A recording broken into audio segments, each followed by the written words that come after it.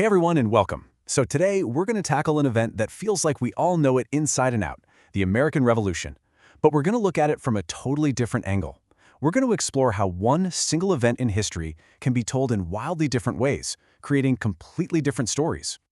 So let's just jump right in with the big one. What was the American Revolution really about? I mean, was it this noble, heroic fight for liberty, a simple tax dispute that just spiraled out of control, or maybe an economic power grab? Well, the answer you probably learned in school. Yeah, it's definitely not the only one out there. You see, it's a simple question, but the answer is incredibly complex. And that's because it all depends on which historian you ask, and, just as importantly, when you ask them. This whole thing is the perfect example of how history isn't just some dusty collection of facts. It's an ongoing conversation, a constant act of interpretation. And that brings us to this really cool and important idea called historiography. It sounds complicated, but it's basically the history of history. It's all about studying how and why the stories we tell about the past change over time.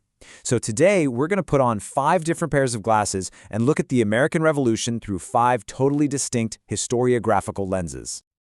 Okay, first up is the one we're probably all most familiar with, the one many of us got in grade school. This is the classic heroic tale, what historians call the nationalist school. It paints the revolution as this grand, almost destined step forward for all of humanity. The main guy behind this view was a historian named George Bancroft, and his whole philosophy really shaped this story. You see, for him, he wasn't just listing dates and battles. No, he saw history as this epic, cosmic drama. He believed it was guided by some form of providence, that it was always moving forward, always getting better, and that it was all driven by these big, eternal moral principles. So in his view, the revolution wasn't so much a messy conflict. It was more like a natural, beautiful evolution. And this quote from Bancroft? It just says it all, doesn't it?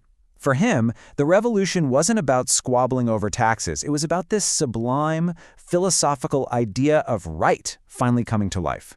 It's a really powerful, idealistic way to see the past. But, as you're about to see, it is far from the only way.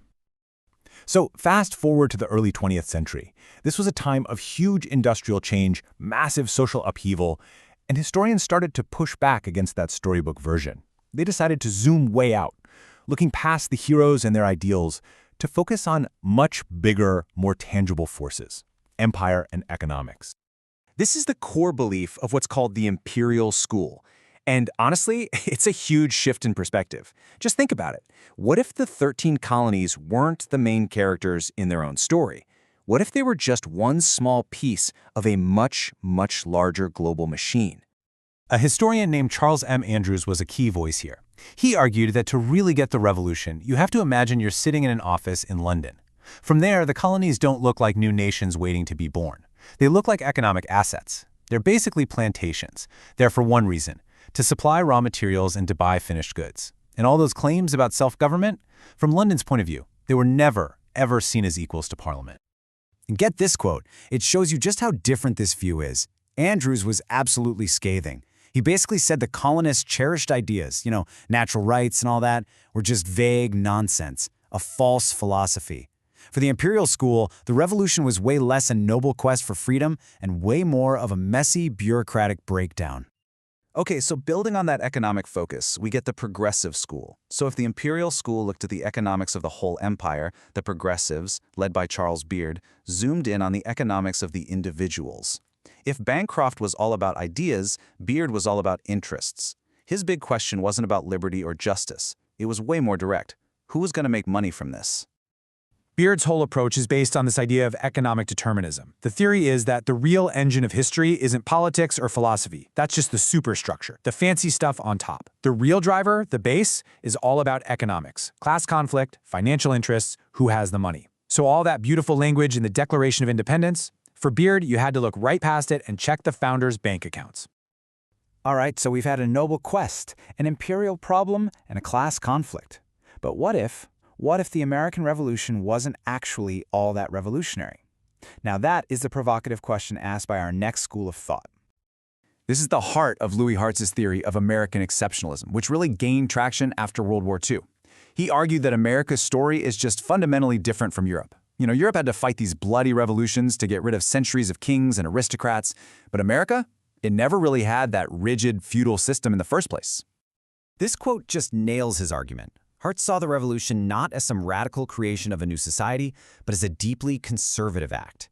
He called it a mopping-up campaign, basically just cleaning up the last little bits of British aristocratic influence to protect the liberal capitalist society that he argued already existed in the colonies. So far, we've looked at grand philosophy, global economics, and these big historical comparisons. Our last school of thought, which popped up during the Cold War with its intense focus on ideology, takes a totally different path. It zooms all the way back in, right into the minds of the colonists themselves. So historian Bernard Bailyn argued that to really understand the revolution, you have to read the stuff the colonists were actually reading and writing, their pamphlets, their propaganda. And when you do, he said, you find this overwhelming, almost paranoid belief that there was a deliberate, coordinated conspiracy against liberty coming from a corrupt British government. And this is how their thinking worked. In their worldview, power was always aggressive, and liberty was always fragile, always on the defensive. So every new tax, every new law from Parliament, it wasn't just a policy debate for them. It was another piece of the puzzle, more proof that a conspiracy was afoot. So from where they stood, rebellion wasn't an act of aggression, it was an act of pure self-defense.